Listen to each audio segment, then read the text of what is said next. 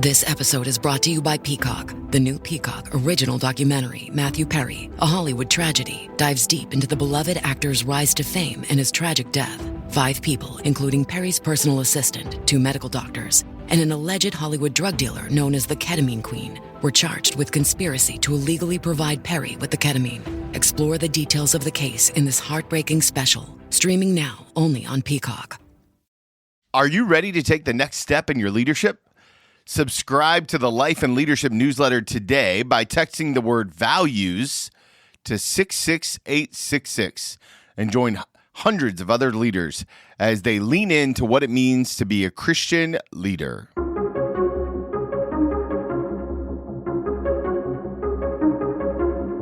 Hey, everybody, welcome back to the Follow to Lead podcast, a Christian leaders podcast powered by Greg Fay Insurance.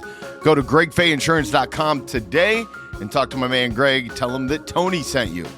Friends, today on the podcast, Chris Jorgensen. Chris helps nonprofits realize their potential and maximize mission impact. I love Chris's heart. He's got a brand new book out called The Nehemiah Blueprint. It's going to help lead you into what it means to lead your nonprofit. Or maybe you sit on the board of a nonprofit. This is good stuff. You're absolutely going to love it. Such a fun conversation with my new friend, Chris Jorgensen. Hey, everybody. Welcome to the podcast. Author, strategist, coach extraordinaire, Chris Jorgensen. Chris, thank you so much for being here today. Absolutely, Tony. Thanks for having me. Really excited. Me too. One of the questions that I love to start, you've done so many things in your life. We'll get into some of your backstory a little bit. But one of the questions that I love to start with is from a macro perspective, and that is, how would you describe the calling that God has placed on your work? Going deep to start. I like to come out swinging, as they say. Yeah, Tony, I think my calling, I think, is really to help people lean more into what God has for them. Whether that's organizations being more effective so that they can carry out God's will for them more effectively, or whether that's my sons trying to be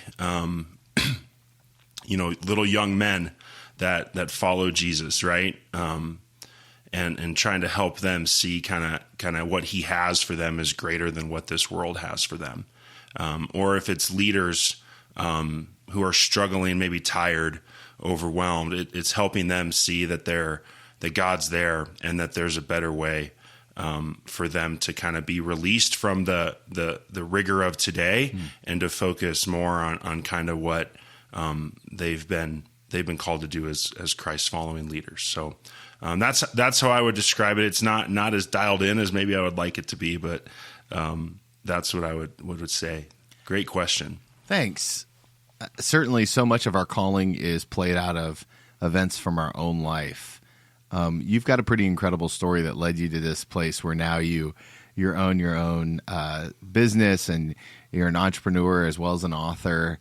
How did you end up forming Convergent? Yeah, Tony, great question. So my background is faith-based nonprofit organizations. I am a accountant, kind of recovering accountant, if you will. Started my career on the accounting side of faith-based nonprofits, and then had the blessing to serve at One Child, which is a tremendous international child development organization in Colorado Springs, alongside one of my great mentors and friends to this day. His name's Mark, and Mark was 5 to 7 years from retirement, and he came to me one day and basically said, "Chris, I want to end well. I want my last 5 to 7 years here to be transformational for this organization." And so I saw him sort of humble himself. He had been there for almost 10 years, and he hired an executive leadership coach like yourself to come in, which really kind of showed the importance of humility and how Mark sort of approached that process with just such openness and such willingness to listen and hear. And then we did a strategic planning exercise. 3 days intensive. It was probably some of the most intense time I experienced to that point, but it was a tremendous pivot point for the organization. Revenue changed, culture changed, employee engagement transformed, our ability to relate to our people overseas completely transformed. And I was really the one that was lucky enough to champion the implementation of that strategic plan and saw firsthand what can happen when you unleash the power of employee engagement and strategic focus in an organization. And so that was in 2016. And from there, I got a master's degree in strategic planning, and then really started thinking through how can I, with my unique giftings and skills and abilities that God's blessed me with, help other nonprofit organizations do the same thing and experience that same sort of catalytic effect that when you have employee engagement and humble leadership coming together with strategic focus, what can happen. And so that's really what birthed Convergent Strategy, which is my organization where I try to help faith-based nonprofit organizations really maximize their mission impact and realize those same things that we were able to experience.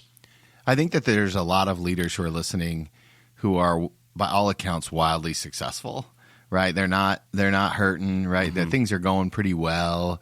They may not be maximized, but they're not. They don't do a strategic plan with outside help. And I often get the impression that they're wondering, why do I need an outside voice in my life to tell me how to run my organization? Because, if they're anything like me, they can be a little stubborn and a little bullish, yep. Which is true for me for sure. How do you respond to the leader who says, nah, I got this without any help? Yeah, Tony, that's a really good question. And in reality, they can successfully lead strategic planning. I think it's a matter of it's the leader when you're the leader in an organization or any leader in an organization, you need to wear that hat, right? You need to wear your executive leadership hat in that strategic planning room because only you can bring that voice.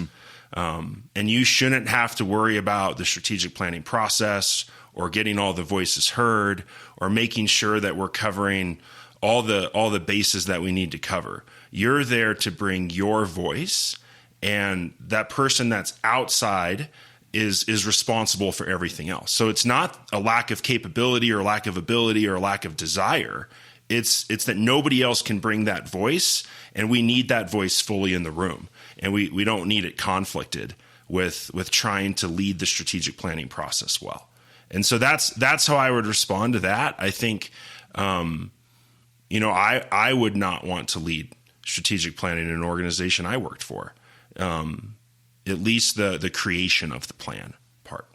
Yeah, because you did the implementation part, right? You didn't. It was a long-term relationship in the sense of like that person was there to help, but ultimately the day-to-day operations fell on your shoulders. Right. Yeah. So we had our external consultant. He's a pastor at a local church, and did a tremendous job. Right. Like there was some team health things happening.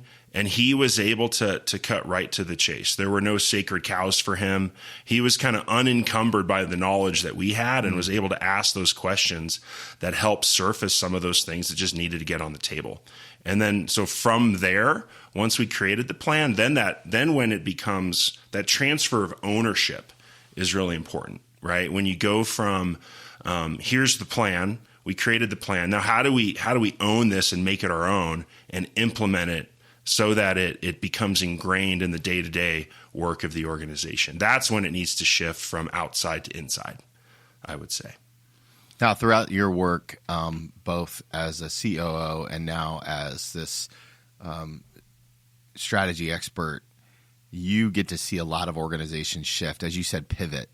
I was always curious about what are the things that you learn about leading change? Because from all accounts, change is just one of those monster words in organizations, and especially when you've family-run organizations that it comes with like real feelings attached to them. It's not just some business is always personal, and when it's personal, it's always got some business in it, right? Like, how would you suggest leaning into leading change for the leaders out there who are listening? Yeah, I think, I mean, there's so much in change leadership that matters. A few of the highlights for me would be over communicate. If we think we've communicated enough, we probably haven't. And so we communicate for a few reasons. One, so people can understand what to expect.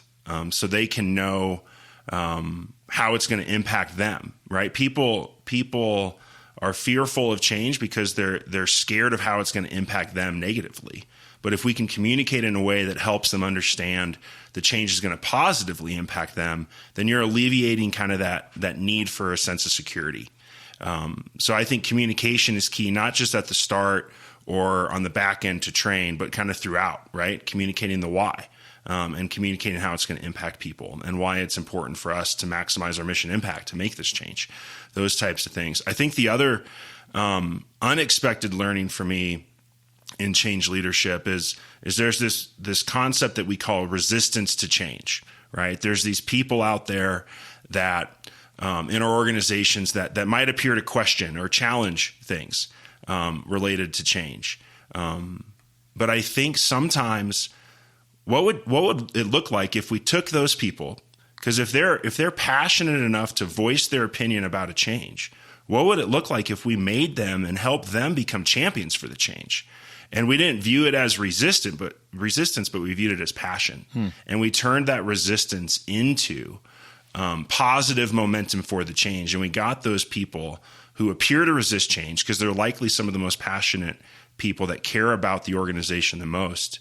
And how can we get them on board quicker and help them become champions of change and stop viewing questions or people that appear to challenge change as not resistance, but as trying to help the change? And so those would be some of the things that come to mind beyond sort of the basic things like training, making sure that what you're changing is important to change, all those types of things.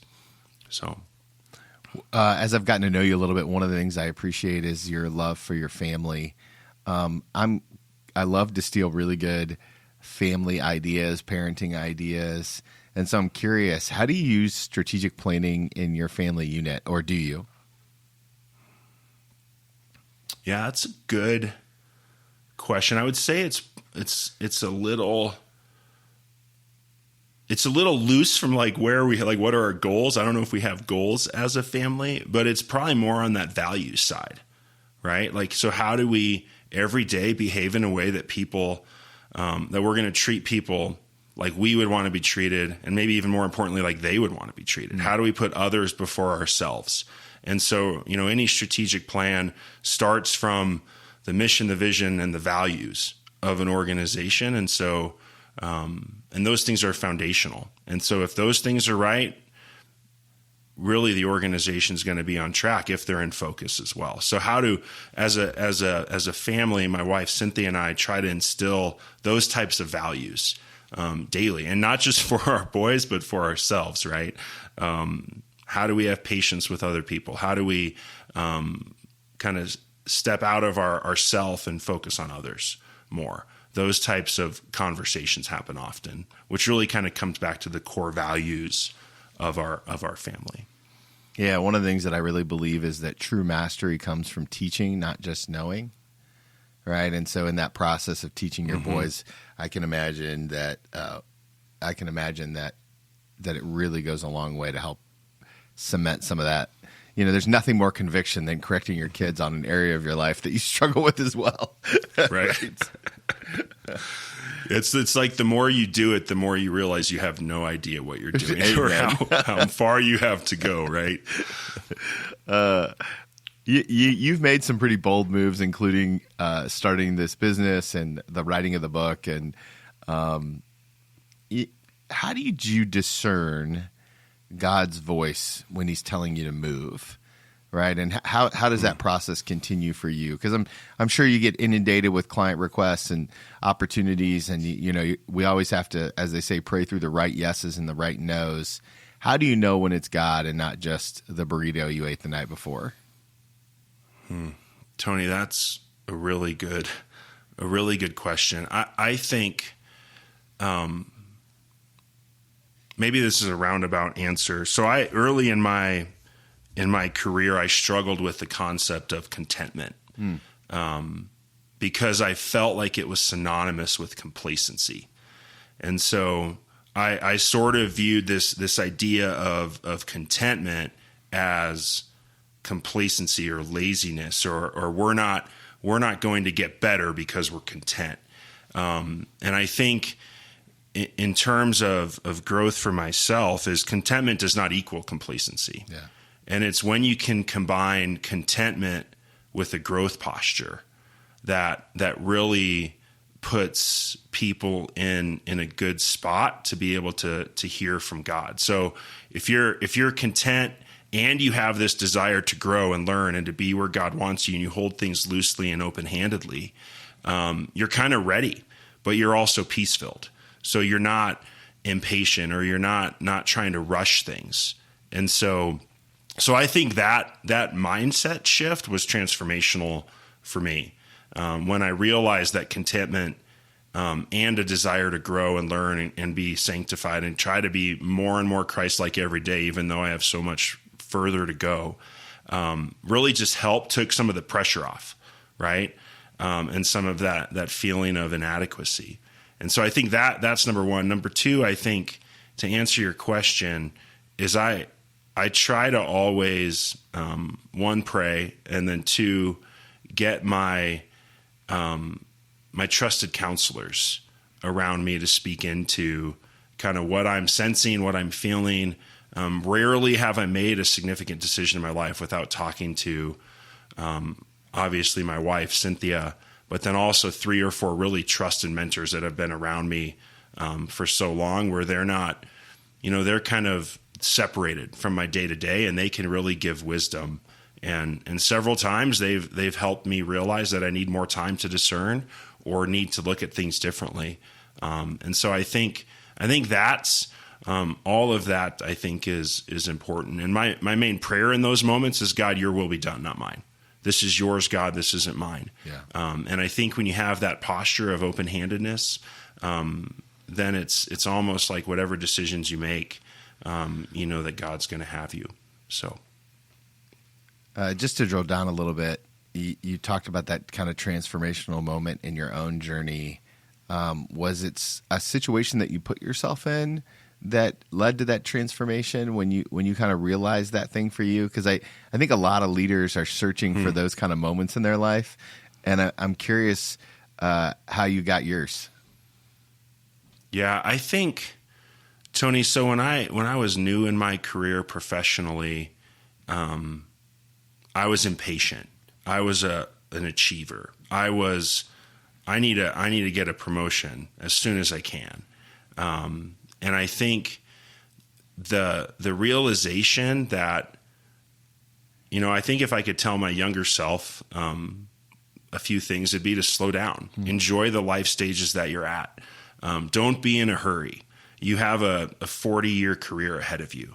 Don't rush. And I think it is that kind of experience and realization and some success that led to pretty early high levels of responsibility, combined with some wise people around me that helped me put that 2 and 2 together. So I wouldn't say it was like an aha moment, but it was several sort of learning experiences along the way that sort of helped shape that, which is impacting me today, because it is like this. Whatever happens with Convergent strategy is God's. It's not mine. And the only thing I can do is show up today and do my best and work really hard for the people that that I'm blessed to serve. And he's going to do with it what he's going to do with it. So, hey guys, just pausing this conversation with Chris to remind you to check out our sponsors, Team Barga over at Trent Barga Real Estate. For the home that you desire, the home that you need, the home that you want. It's never a bad time to start talking with someone about homes and what that looks like. So whether you're looking for your investment home, a dream home, or your next home, contact Trent today. He's such a good guy. He will work hard for you. Speaking of working hard, have you checked out My 5-Star Home Services yet?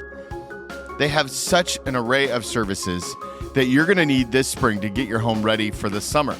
Whether that's HVAC, electric, or plumbing, their profit on purpose mentality is more than just serving others. It's about serving the community. Go to My 5-Star Home Services today. Contact their sales team. Tell them Tony sent you. They're going to give you all the help you need to make sure that your home is in tip-top shape. Now, let's finish up this conversation with Chris. That's awesome. I love that answer, that open-handedness of it all. One of the things that I appreciate about this latest writing is your heart in it is laced throughout. Like I can see, as I've gotten to know you a little bit, I can kind of see your heart. And it really starts with the dedication page. And I love to read dedication pages. And so it's not something that a lot of people do, but as a podcaster, I get a lot of books, and you can see a lot about a person from the dedication page. And I'm just going to take a second and read yours because I think it's a really good indicator. It says, "This book is dedicated to the glory of God. I wrote this book for leaders who have the right intentions but who may be stuck, tired, or weary from the grind of leading through difficult seasons, or leaders who simply desire to grow on their leadership journey. No matter which one applies to you, my prayer is that Nehemiah's leadership example encourages you and transforms your impact." I love that dedication page. It's so well written. So let me ask you this. When you write a book like this that's so heavily based off the text, because you really do walk right alongside Nehemiah's journey throughout the book, does the book start and then you find Nehemiah, or does you read Nehemiah and then the book is born? Este episodio es presentado por Honda. Descubra la nueva Honda Passport Trail Sport todoterreno. La Passport más todoterreno que Honda haya imaginado jamás. Esta Passport cuenta con mayor altura al suelo, barras de techo en todas sus versiones y neumáticas especialmente diseñados para cualquier terreno. Además, disfruta todos tus viajes con el control de clima de 3 zonas, techo panorámico y opciones como asientos delanteros con calefacción y ventilación. Conoce más en honda.com/passport. Yeah, so Tony, I actually never thought I'd write a book.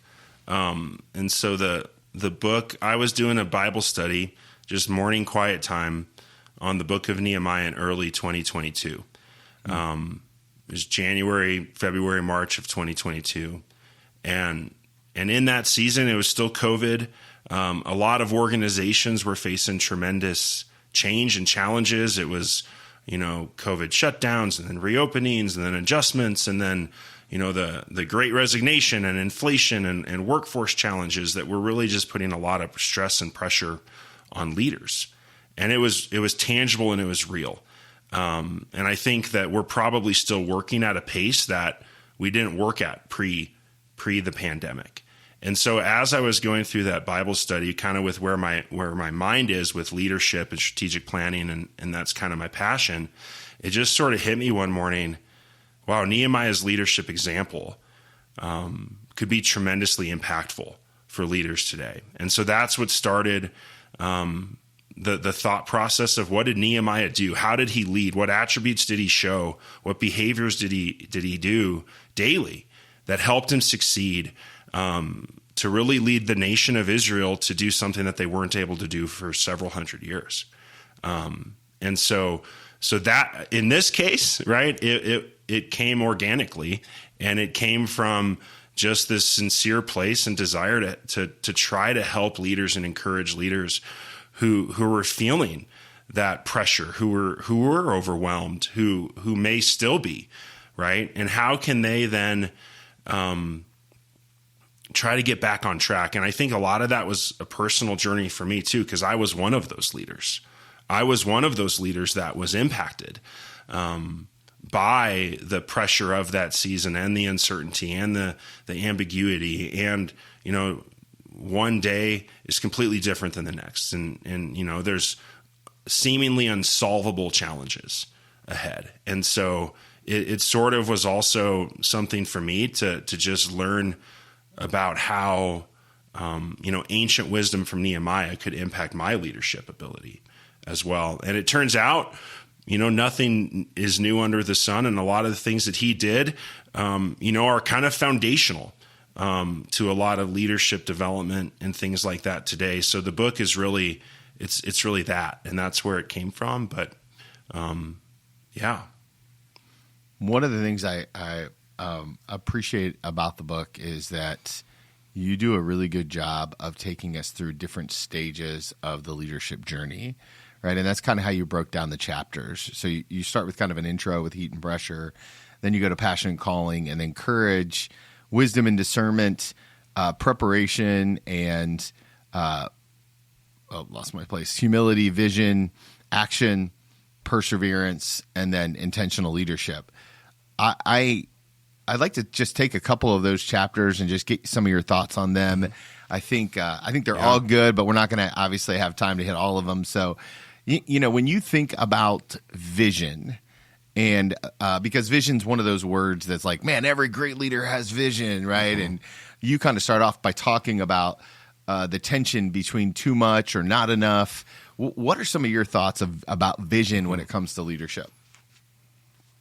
Yeah, so vision is something, it's interesting because when you think of leadership, you think vision.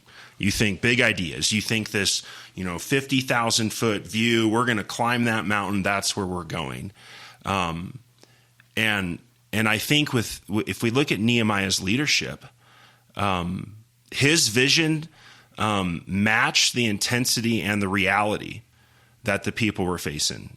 His vision was not too big for what they could achieve, and it wasn't too little. It wasn't too unambitious. It was the right amount of vision for the context of the situation, and I think that's really the key takeaway.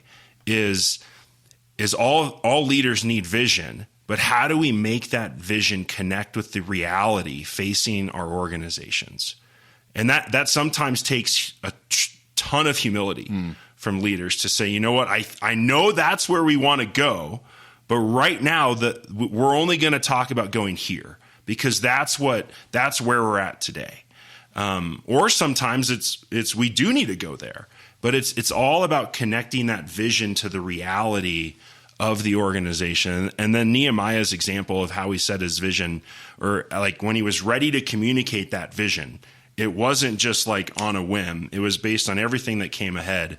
But when he did it, it was only 2 verses.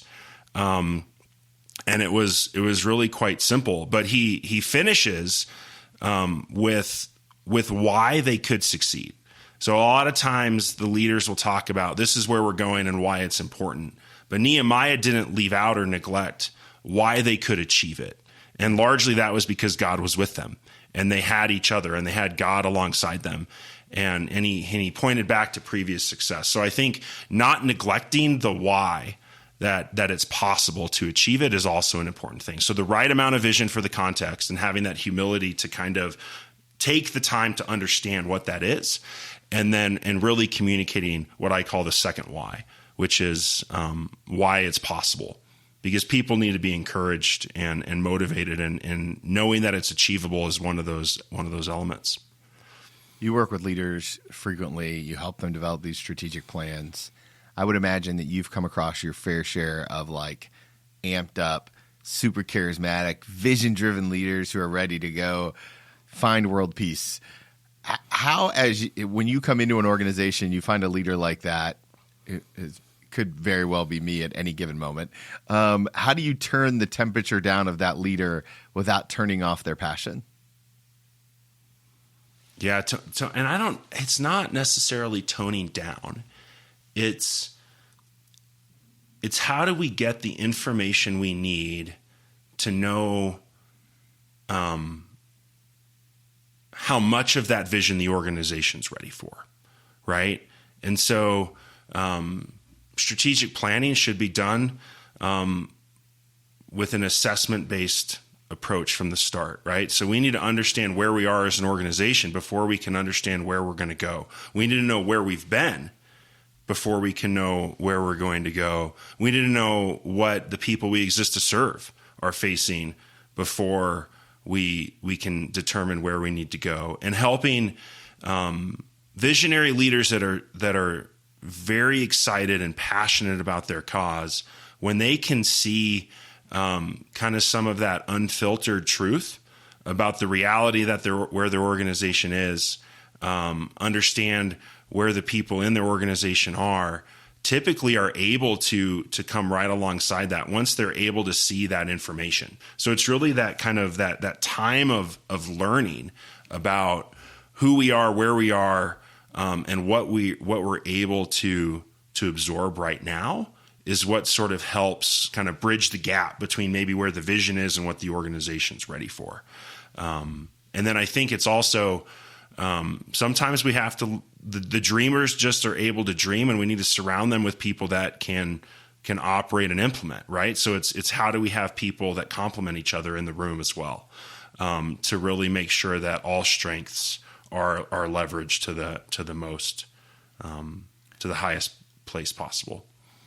In chapter 8 of the book, you talk about action, and you're in Nehemiah 3 and 4, where they begin to take action and actually repair the wall. If you're familiar with Nehemiah's story, if you're not, you should pick up a copy of the book and read Nehemiah along with it. One of the things that you talk about in here is selfless action, right? And the key to selfless action. I wonder if you can kind of give us a deeper dive into what selfless action looks like. Yeah, so everything that kind of Nehemiah did before chapter 3 was building the foundation for success towards the effort to rebuild the wall. And so his passion and calling, his courage, his humility, his ability to seek God constantly, daily, for wisdom and discernment, his ability to rest and renew and prepare well and see barriers that could stand in their way, the vision he cast. All of those things were sort of the foundation from which the action that took place in Nehemiah's chapter 3 and 4 were kind of sitting upon, right? And so in his example, the ability for this group of people who didn't really, they were living in turmoil, but they came together and they selflessly did their own part, right? And Nehemiah, and I believe it's Nehemiah's foundation of leadership. It wasn't crumbling, it was intact. He stewarded it well. He ensured that it was constantly being kept up. And that effort and intentionality really compelled everybody to, except for a few noble people, to participate in rebuilding the wall, which I call selfless action. And I just imagine the power that could happen if everybody in our organizations were able to come alongside, change efforts or a strategic plan with that same type of posture. But I firmly believe it's the foundational leadership elements that made that possible, that compelled the people to contribute to the effort. And so that's what I would describe selfless action as, is this willingness of people to say, it's not about me, it's about us. It's not about my wants, needs, and desires. It's about our goals as an organization. There's something, ours matters more than mine type of thing. In that posture. And I believe that starts with our leadership.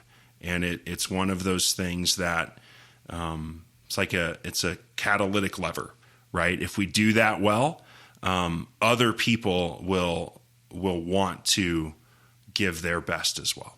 So I hope that answers that, Tony. Yeah, that's so good. So good. Okay, so one of the things that I love to get people's thoughts on is what does success look like for you? So let's say that 1 year from now, you're back on the podcast, which would be great. Love to have you back on. And we're popping some root beer for all the celebrations of what God has done in your life and through the Nehemiah Blueprint over the next year. What are we toasting to?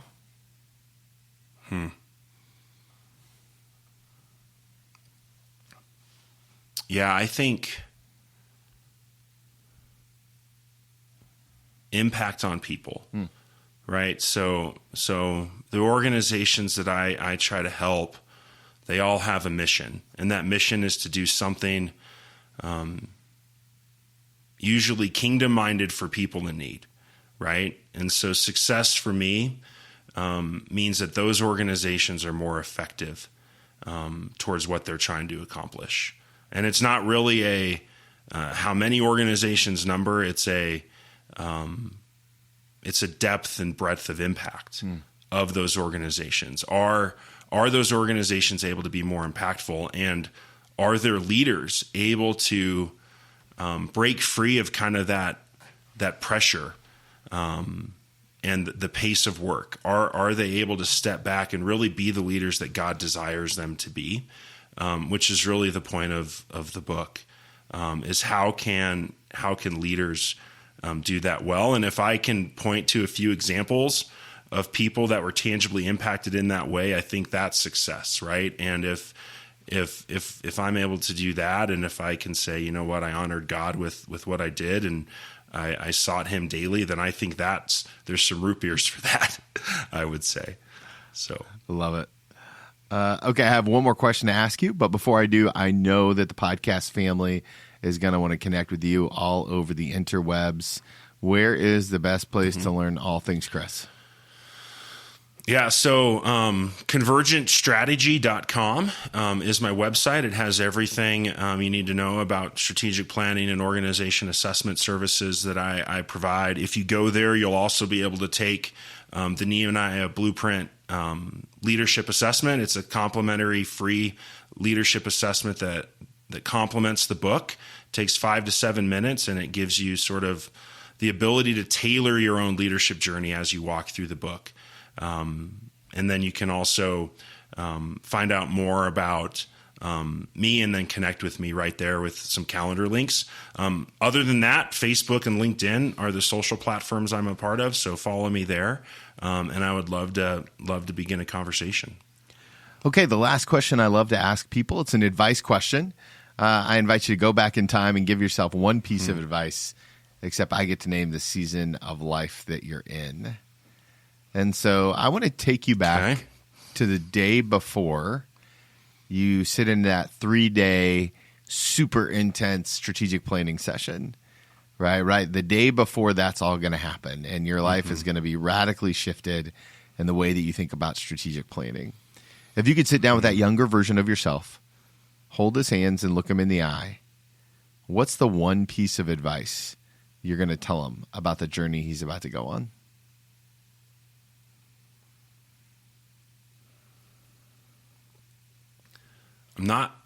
Wow. The words that are coming to mind are buckle up, right? Like get ready. You have no idea how God is going to change your perspective in what you care about and what you're passionate about, because there's this whole other thing that you're gonna, in just 8 years, be tremendously engaged and involved in. And passionate about going forward. So I think it's kind of this get ready, lean into Him, and just be open to where you're sensing Him taking things, and not close doors, but open them. Be kind of willing to try something that pushes you out of your comfort zone, I would say. That's so good. Chris, thank you so much for your generosity of time, your heart for leaders, for the work that you put out into the Nehemiah Blueprint. I think it's a fantastic resource. It's got so many tools in it. I can tell that you really poured your heart into it. And so on behalf of readers and listeners, thank you. Thank you, Tony. It's been awesome being here. What a fun conversation with Chris. I just love the way he kind of leans into this idea about what it means to serve the greater good and to put out kind of this process. It's such an important thing. And if you're a leader, I recommend picking up the Nehemiah Blueprint. You can get it anywhere books are sold. The link's in the show notes. I'm so thankful for Chris. Follow him on LinkedIn. Tell him that you heard him here on the podcast. If there's anything that stuck out with you, anytime you share that makes such a huge difference. Well, friends, that's it for me today. So thankful for each and every one of you. Without you, this would not be possible. So thank you, thank you, thank you. Don't forget to check out our sponsors. And remember, if you're ready to take the next step in leadership, text the word values to 66866. That's it for me. Remember, if you want to follow Jesus, you must be willing to move.